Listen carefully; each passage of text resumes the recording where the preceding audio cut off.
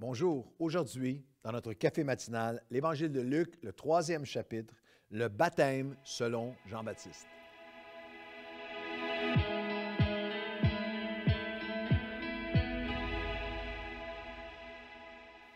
Bonjour à tous et bienvenue à votre café matinal. Nous traversons, comme vous le savez, les évangiles. Nous allons de chapitre en chapitre. Matthieu et Marc est couvert. On a tous les cafés matinaux, un café matinal par chapitre, un outil dévotionnel extraordinaire pour vous et qui est suivi maintenant par des milliers partout en francophonie. Et nous avons entamé l'évangile de Luc. Nous arrivons au 3e chapitre. Et notre thème aujourd'hui, le baptême selon Jean-Baptiste. Aujourd'hui, je vous invite à un masterclass, à un webinaire, à une classe sur le baptême d'eau donné par Jean-Baptiste lui-même. C'est ce que nous retrouvons dans l'Évangile de Luc au 3e chapitre. Et le baptême est tellement essentiel. Le baptême démontre, lorsqu'une personne passe par les eaux du baptême comme adulte ou comme jeune personne qui est conscient de cet engagement, pleinement conscient de l'engagement, le baptême démontre clairement la différence entre un chrétien qui est occasionnel ou superficiel, non engagé, et un chrétien qui est sincèrement engagé, parce que le baptême est le premier pas, le prochain pas après être né de nouveau, après la nouvelle naissance, après avoir donné notre vie à Jésus. C'est la différence entre un client qui se dit intéressé et celui qui achète vraiment. J'ai plusieurs amis qui sont dans le domaine de l'automobile et je parlais avec un superviseur de plusieurs vendeurs d'automobiles, parce que je ne savais même pas que ça existait, mais il y a des clients qui viennent des dizaines de fois juste pour voir. Ils font poser 1000 questions, font toutes les demandes, toutes les visites, les tours et n'achètent jamais. Le baptême, c'est la différence entre le client intéressé superficiel et celui qui s'engage vraiment envers le Seigneur Jésus-Christ. Le baptême n'est pas une arrivée, mais c'est un commencement. Nous allons découvrir ensemble quelques pensées et principes sur le baptême qui sont vraiment pertinents pour nous encore aujourd'hui, à partir du baptême de Jean-Baptiste dans Luc chapitre 3, le baptême par Jean-Baptiste. Le baptême, la première notion, c'est que le baptême est biblique. Dans Luc 3, on retrouve le baptême de Jean-Baptiste, mais nous retrouvons le baptême dans chaque évangile et le Seigneur Jésus lui-même inclut le baptême, l'associe avec la mission même de l'Église. Dans Matthieu 28, 19 et 20, « Allez, faites de toutes les nations des disciples, les baptisant au nom du Père, du Fils et du Saint-Esprit. Enseignez-leur, observez tout ce que je vous ai prescrit. Et voici, je suis avec vous tous les jours jusqu'à la fin du monde. Nous sommes appelés à non seulement annoncer l'Évangile, mais à ce que des hommes et des femmes y répondent et en réponse à leur foi, comme témoignage de leur foi, soient baptisés dans l'eau. Le baptême d'eau prend place quand une personne est née de nouveau. Nous ne trouvons pas une seule personne dans tout le Nouveau Testament, dans toutes les Écritures, aucune personne, il n'y a pas une seule personne qui est chrétienne, qui est née de nouveau, non baptisée. Le baptême d'eau prend place après la deuxième naissance et non après la première naissance. Dans un arrière-plan catholique, par exemple, il y a eu toute cette tradition de, après qu'un bébé est né, il va être baptisé, qui n'est pas une pratique biblique. La pratique biblique, c'est que le baptême ne prend pas place après la première naissance, mais après la deuxième naissance. Lorsque quelqu'un est en âge de prendre une décision pour le Seigneur Jésus-Christ, donne sa vie au Seigneur Jésus et témoigne après sa deuxième naissance spirituelle. Un chrétien, quelqu'un qui naît deux fois. Il naît une fois physiquement et il naît par la suite spirituellement, naître de nouveau. Alors, le chrétien est quelqu'un qui naît deux fois, mais ne meurt jamais. Cette enveloppe s'éteindra, mais absent du corps, nous allons être présents avec le Seigneur. Il y avait lié avec le baptême des bébés dans la théologie catholique. Il y avait lié la pensée qu'il faut absolument baptiser l'enfant parce que s'il meurt comme enfant, comme bébé, il y a un endroit terrible, pré-infernal, les limbes, tel que c'était appelé. Bibliquement, je veux que vous sachiez que chaque enfant, chaque bébé, chaque enfant, qu'il soit même pas encore de ce monde, mais dans le sein de sa mère ou qui est né, chaque enfant, s'il meurt, va au ciel directement dans la présence de Dieu. Il y a des multitudes d'enfants au ciel. Il n'y a pas d'enfants en enfer séparés de Dieu pour l'éternité. Les enfants, les adultes vont en venir à prendre une décision pour Christ ou non Christ, ou le choisir ou le rejeter, qui va avoir un impact non seulement sur leur vie, mais sur l'éternité. Alors, le baptême est profondément biblique.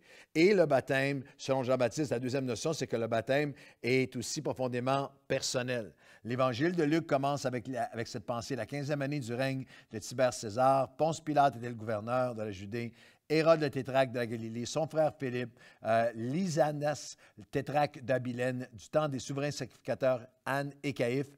Tous ces noms qui étaient les who's who, qui étaient les grands, les titres des manchettes, qui étaient les personnages connus de l'époque que tout le monde connaissait, sur les lèvres de tout le monde, ceux qui dominaient le religieux, le militaire et le politique. Mais le plus important, c'est le verset 3, le verset 2. La parole de l'Éternel fut adressée à Jean-Baptiste, le fils de Zébédée, dans le désert. Hérode hérodait et Tétrarque tétraquait et Caïphe caïphait. Les sacrificateurs sacrifiaient. Il n'y a personne qui se souvient de leur nom aujourd'hui. La chose significative qui a pris place à ce moment-là, c'est la parole de Dieu qui a touché, qui est venu, qui est parvenu, qui a percuté le message de Dieu, le royaume de Dieu, qui a percuté Jean-Baptiste personnellement et qui va appeler par son baptême des hommes et des femmes à témoigner de leur foi. C'est encore aujourd'hui, le baptême, ce n'est pas un rituel, ce n'est pas toute ma famille, je vais l'être aussi, c'est quelqu'un qui répond. La parole de Dieu a percuté ton cœur, tu as ouvert ta vie au Seigneur Jésus, tu t'es repenti de tes péchés, tu as demandé pardon, tu as dit, invité Jésus dans ta vie, tu es né de nouveau, personnellement, une personne à la fois, et tu réponds par un témoignage de foi en étant baptisé. Le baptême bibliquement, est profondément biblique, il est personnel. La troisième notion, c'est que le baptême est public. C'est une déclaration de foi, c'est un témoignage, une proclamation. Lorsque l'Évangile de Matthieu parle du baptême de Jean-Baptiste, fait référence à ce texte de notre Évangile de Luc, chapitre 3. Dans Matthieu 3, vous avez les habitants de Jérusalem, toute la Judée, tout le pays des environs se rendaient auprès de Jean-Baptiste et confessant leurs péchés, ils se faisaient baptiser par lui dans le fleuve Jourdain. Il y avait une déclaration publique. C'est une déclaration, une proclamation de notre foi. J'appartiens au Seigneur Jésus. Je déclare ma foi. Nous ne sommes pas, ce n'est pas quelque chose qui doit être dogmatique ou être légaliste. Ce n'est pas une question de combien de personnes étaient là. Est-ce qu'il y avait assez une grande foule ou est-ce que tu peux être quelques personnes dans une maison, dans une piscine privée? Mais il y a un élément que tu déclares ta foi sincèrement. Tu te identifies avec Christ. Tu déclares ta foi.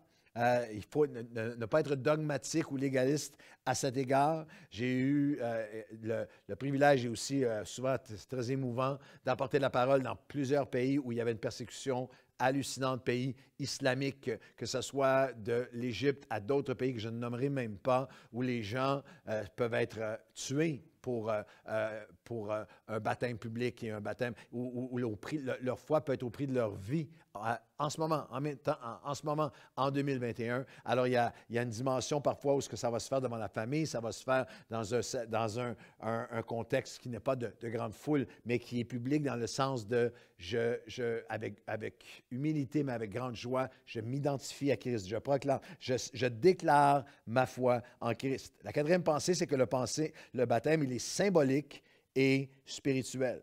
Lorsque nous nous marions, c'est d'entre vous qui êtes mariés, le jonc, l'anneau de mariage est un symbole. Nous disons, avec cet anneau, je te prends comme époux ou comme épouse. Nous savons cependant que ce n'est pas l'anneau qui fait en sorte que nous sommes mariés. L'anneau est un symbole de notre union, d'une relation, d'une communion, d'un amour, d'un engagement l'un envers l'autre. De même, il n'y a pas d'eau magique.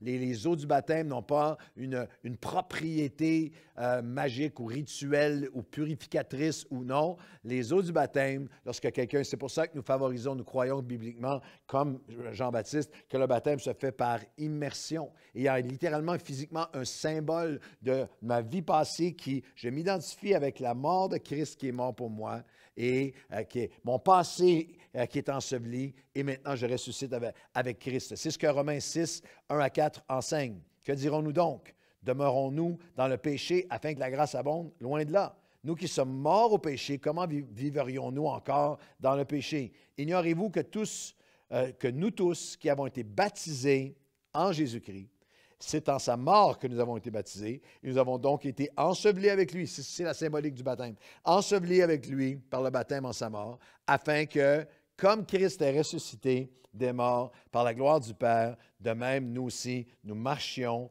en nouveauté de vie. C'est le symbole de notre marche sincère de sanctification. Je suis mort à ma vie passée. Ça, c'est ma position devant Christ, devant Dieu, mais avec Christ devant Dieu. Mais maintenant, c'est aussi ma poursuite, la poursuite sincère de sanctification, de marcher en nouveauté de vie. Le baptême, il est biblique, il est profondément personnel, il est public, il est symbolique, mais très spirituel. Cinquièmement, le baptême est un appel radical à l'obéissance. On me pose souvent la question, est-ce que quelqu'un de non baptisé peut être sauvé? Ceux qui sont dogmatiques et légalistes et qui disent non, absolument pas, ont oublié le larron sur la croix qui n'a eu ni le temps et ni la rivière et ni l'opportunité d'être baptisé, mais qui s'est retrouvé au paradis avec Christ. Alors, on n'est pas à juger. Le baptême c'est une manifestation, c'est une réponse, c'est un geste d'obéissance pour le croyant. Nous exprimons l'amour envers Dieu au-delà de nos émotions, avec un engagement, une passion d'obéir pour celui qui nous a tant aimés, qui est mort pour nous, qui nous a pardonné, qui nous a aimés le premier, qui nous a préparé une place. Ce qui est assez, Jean 14, 15, Jésus a dit, si vous m'aimez, vous allez garder mes commandements. Je vous appelle et c'est ça le baptême, c'est je veux marcher dans les commandements de Dieu. Et ce qui est saisissant avec Jean-Baptiste, c'est à quel point la classe de baptême de Jean-Baptiste était différente de la nôtre. Je vous lis à partir du verset 17. Il leur disait donc à tous ceux qui venaient en foule pour être baptisés par lui, race de vipères, qui vous a appris à fuir la colère à venir? Produisez donc des fruits dignes de la repentance et ne vous mettez pas à dire en vous-même, nous avons Abraham comme père, que je vous déclare que de ces pierres, Dieu peut susciter des enfants à Abraham. Déjà même la cognée est mise à la racine de l'arbre. Tout arbre donc qui ne produit pas de bons fruits sera coupé et jeté au feu. Et la foule l'interrogeait et disait, que devons-nous faire? Nous, souvent, on commence notre classe de baptême par « Bienvenue et bravo ». Mais Jean-Baptiste nous rappelle que l'appel au baptême est un appel à l'obéissance. Il leur dit, il faut que ce baptême représente votre désir sincère de produire des fruits dignes de la repentance. Ce n'est pas parce que vous aviez Abraham comme père, ce n'est pas parce que ta famille était chrétienne, ce n'est pas parce que tu étais religieux que maintenant tu es baptisé d'eau. Le baptême doit représenter un désir d'obéir, un appel radical à obéir à Jésus-Christ. Ne dites pas, donc, nous sommes les enfants d'Abraham. Il parle littéralement que le baptême nous rappelle qu'il y a une hache à la racine de nos cœurs pour retrancher en Christ tout ce qui doit, tout ce qui est œuvre de ténèbres, tout ce qui n'est pas à sa gloire dans nos vies. Nos cœurs sont prêts à retrancher ce qui doit l'être. Vous devez porter du fruit. Ce qui est magnifique, c'est que la conviction de l'Esprit était tellement réelle que la foule ont répondu au verset 10 et l'interrogeait et disait, « Que devons-nous faire? » Et ça, c'est une marque de quelqu'un lorsqu'il est baptisé, du baptême et aussi du fruit de la repentance, de quelqu'un qui dit, « Seigneur, qu'est-ce que je dois faire? Qu'est-ce que je dois changer? » Est-ce que tu permets encore au Seigneur de changer des choses dans ton cœur? Est-ce que tu lui permets encore de mettre la cognée à la racine pour déraciner quelque chose qui a besoin de le faire? Le baptême doit être le commencement d'une poursuite, d'un changement de cœur. Le baptême est un appel radical à l'obéissance et implique toujours des conditions, des convictions, qui amènent des changements de conduite. Je vous donne un petit devoir aujourd'hui. Vous lirez à la maison les versets suivants. Il s'adresse aux foules, il s'adresse aux publicains, les vendeurs, les collecteurs de taxes, il s'adresse aux soldats, il s'adresse aux pharisiens, et à chacun d'entre eux, il y a un appel à un changement de comportement. Alors, nous avons besoin d'être simplement rappelés que le baptême est un commencement d'une poursuite, que la personne qui passe par les eaux du baptême et qui ne continue pas à chercher, à laisser Dieu faire son œuvre de transformation en nous, n'a pas saisi, n'a pas compris, ne marche pas dans la volonté de Dieu. La dernière pensée, c'est que le baptême d'eau, dans l'obéissance, va toujours ouvrir le ciel. C'est la dernière minute. Dans cette poursuite d'obéissance, le baptême d'eau, verset 21 de Luc 3, tout le peuple se faisait baptiser et Jésus aussi se faisait baptiser. Et pendant qu'il priait, le ciel s'ouvrit au baptême de Jésus.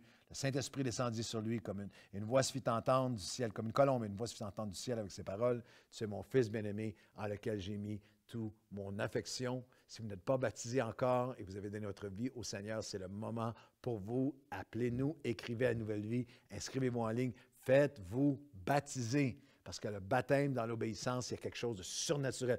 Ouvre le ciel sur nos vies. Seigneur, aujourd'hui, merci pour le baptême. Merci pour l'opportunité que nous avons de proclamer, d'annoncer ce que tu as fait pour nous. Merci, Seigneur, que dans cette symbolique si puissante, que lorsque nous mourrons notre vie passée, nous identifions à toi qui es mort pour nous, mais par la suite qui ressuscite et nous ressuscitons à chaque jour à une nouveauté de vie. Seigneur, que nous entendions encore qu'aujourd'hui, le baptême, ce n'est pas un rituel, un rite pour des bébés qui ne savent ce qu'ils font, mais c'est pour des hommes et des femmes, des jeunes hommes et des jeunes filles qui, en pleine connaissance de cause, entendent le message de la repentance, du changement de vie, de changement de chemin, de direction pour nous tourner vers toi et marcher avec toi. Et aujourd'hui, nous marchons ensemble pour témoigner. Et par le baptême, nous annonçons les grandes choses que tu as faites dans nos vies et que tu offres à chaque cœur qui se tourne vers toi jusqu'à ton retour. Au nom de Jésus, Amen et Amen. Bonne journée à tous.